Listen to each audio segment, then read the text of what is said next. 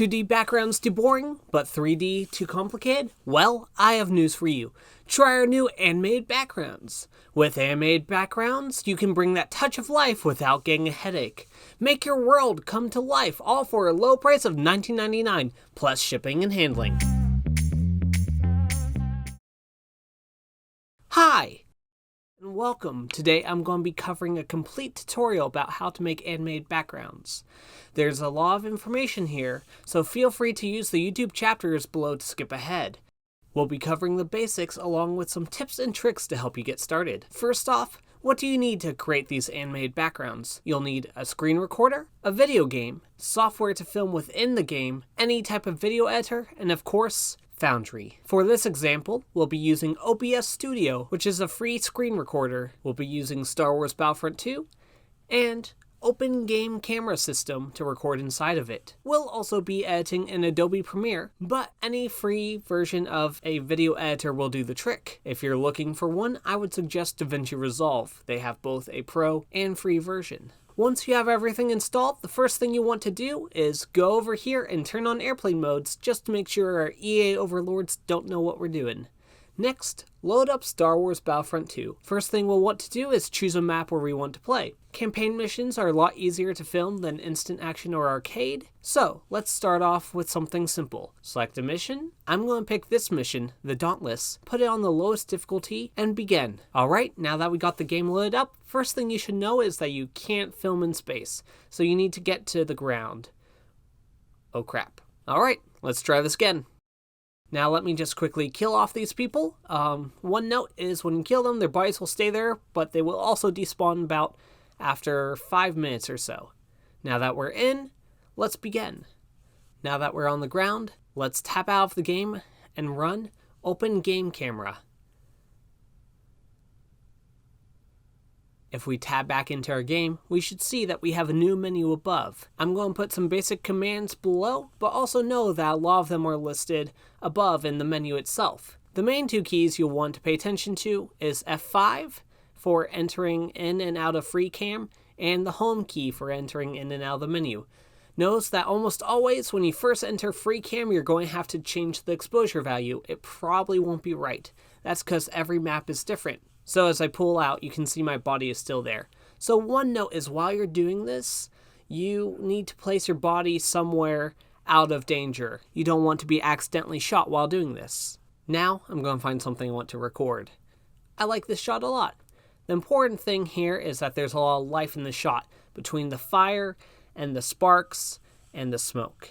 When looking for a shot, we're just trying not to get something that's boring or that's a still image. So you can see here, this is looking nice with the alarm flashing, but there's a little rebel shoulder coming in. So you gotta be careful with the small things like that. Now that we've got both of those captured, let's go over some tips and tricks on getting your best pictures. So I want to go over a couple of quick tips about filming some of these backgrounds. Tip 1, choose a background that's reusable. The problem with this background is the dead bodies. They both signify that's a rebel ship and that there's already a past fight or present fight going on. Versus if we film this without the bodies, this could be any type of Star Wars ship at all, and you can use it for multiple scenarios. The next thing I want to talk about is specifically remember that you're a part of the environment. You can see that there was a shake right there, as there was an explosion near my body, so it still shook the whole camera. So you gotta remember that your body's still interacting with the environment. Here's another example. When you're outside, you get these wonderful ash sparks, but if you're inside, you don't get these. So I made sure to film outside with this wonderful ash before I moved my body inside. Finally, tip number 3, don't film flat planes. When creating these 3D backgrounds, it's fun to actually use the 3D environment. Make sure you use your Z-axis. Make sure you're filming at angles. You don't want to see anything that's flat and direct to camera. Alright, now time to actually edit our clips. First thing we'll do is make a new project and import our clips. First off, we're going to drag this clip into our timeline. We're going to make sure it's a 1920 by 1080. You'll want to clip off a little bit of the beginning of the clip so you have some wiggle room when we add the cross dissolve. Then you'll want to go about to the middle and move it to the end. That way, when it loops, it is a seamless loop, and we'll add a cross dissolve on our cut so that it fades between the two clips This will create a much more consistent looking loop. Now we'll do the same with the door. One thing you want to notice is, depending on your settings, you might have recorded the audio in Star Wars Battlefront 2. You'll want to make sure that you unlink the audio by right-clicking and click Unlink, and then deleting the audio clip. Alright, we're almost done. Now time to export. So we'll go to File, Export, Media, and we'll export using H.264. This is the best format, so your players receive the animated backgrounds in real time. Now we'll import this into Foundry. Load up your world, and log into your Game Master account. From there, we'll create a new scene, and click on where the video file is. From there, we can switch our settings over to 1920 by 1080 to match our video, along with creating this gridless and turning off any token vision so that everyone can see the map. From there, we'll want to scroll down and save changes. We can activate the scene and see that it's working great.